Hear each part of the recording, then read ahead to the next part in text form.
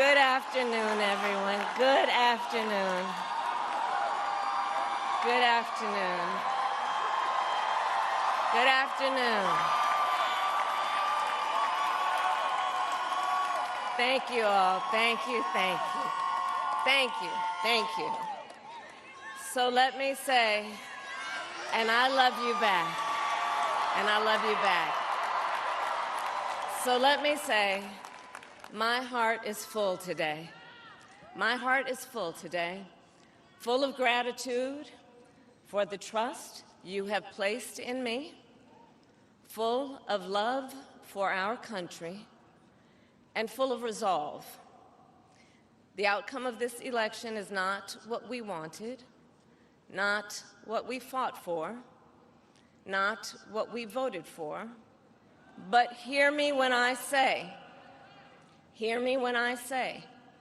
the light of America's promise will always burn bright. As long as we never give up, and as long as we keep fighting.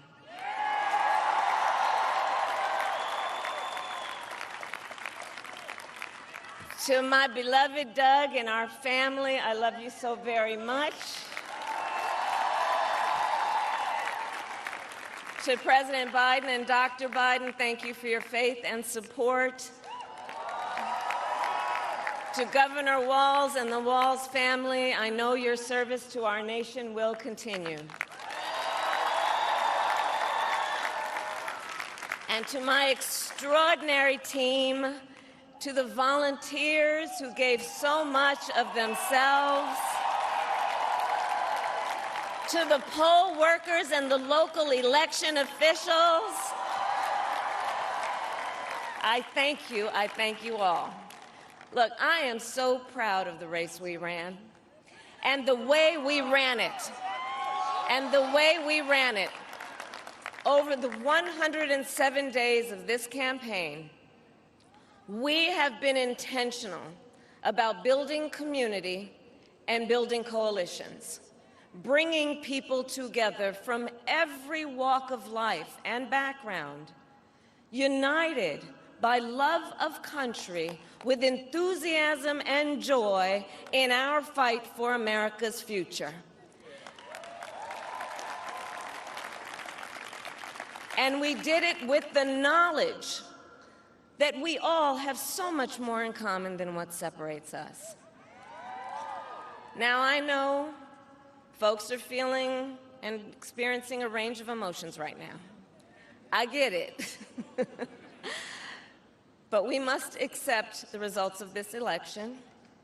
Earlier today, I spoke with President-elect Trump and congratulated him on his victory.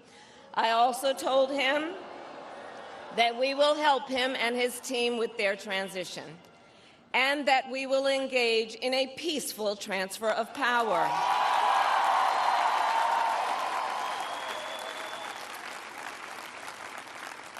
A fundamental principle of American democracy is that when we lose an election, we accept the results.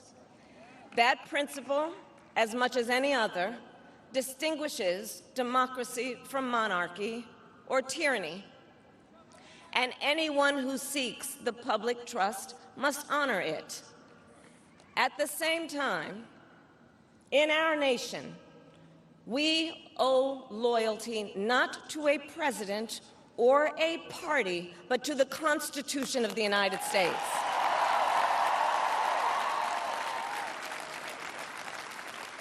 And loyalty to our conscience and to our God. My allegiance to all three is why I am here to say, while I concede this election, I do not concede the fight that fueled this campaign.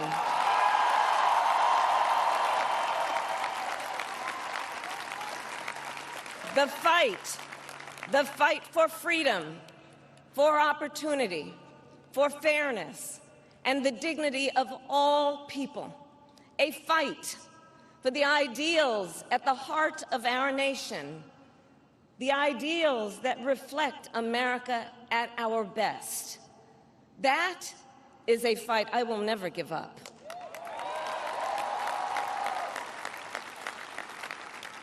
I will never give up the fight for a future where Americans can pursue their dreams, ambitions, and aspirations, where the women of America have the freedom to make decisions about their own body and not have their government telling them what to do.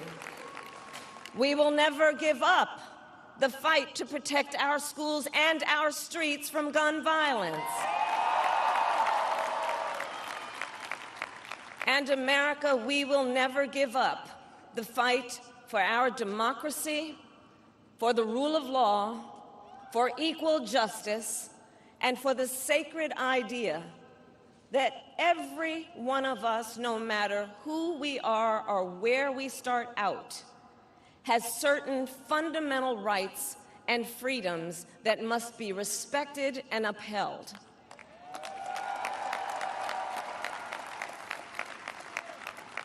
And we will continue to wage this fight in the voting booth, in the courts, and in the public square. And we will also wage it in quieter ways, in how we live our lives, by treating one another with kindness and respect, by looking in the face of a stranger and seeing a neighbor, by always using our strength to lift people up, to fight for the dignity that all people deserve. The fight for our freedom will take hard work, but like I always say, we like hard work. Hard work is good work. Hard work can be joyful work. And the fight for our country is always worth it. It is always worth it.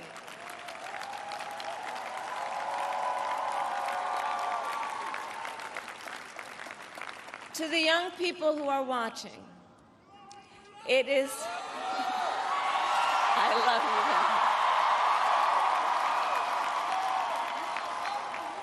you. To the young people who are watching, it is okay to feel sad and disappointed, but please know it's going to be okay. On the campaign, I would often say, when we fight, we win. But here's the thing.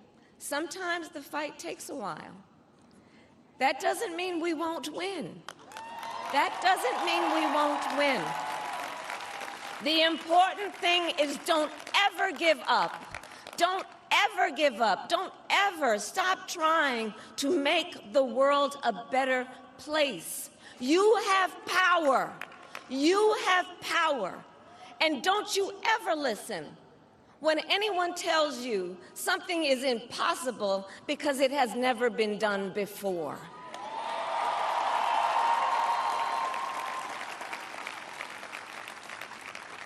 You have the capacity to do extraordinary good in the world. And so to everyone who is watching, do not despair. This is not a time to throw up our hands.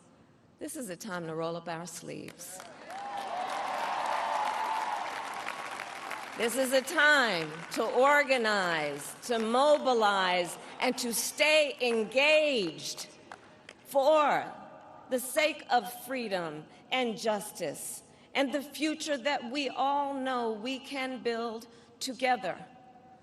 Look, many of you know I started out as a prosecutor, and throughout my career, I saw people at some of the worst times in their lives, people who had suffered great harm and great pain, and yet found within themselves the strength and the courage and the resolve to take the stand, to take a stand, to fight for justice, to fight for themselves, to fight for others.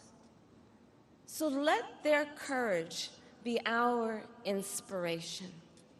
Let their determination be our charge. And I'll close with this. There's an adage an historian once called a law of history, true of every society across the ages. The adage is, only when it is dark enough can you see the stars. I know many people feel like we are entering a dark time, but for the benefit of us all, I hope that is not the case. But here's the thing, America, if it is, let us fill the sky with the light of a brilliant, brilliant billion of stars. The light of optimism, of faith, of truth, and service.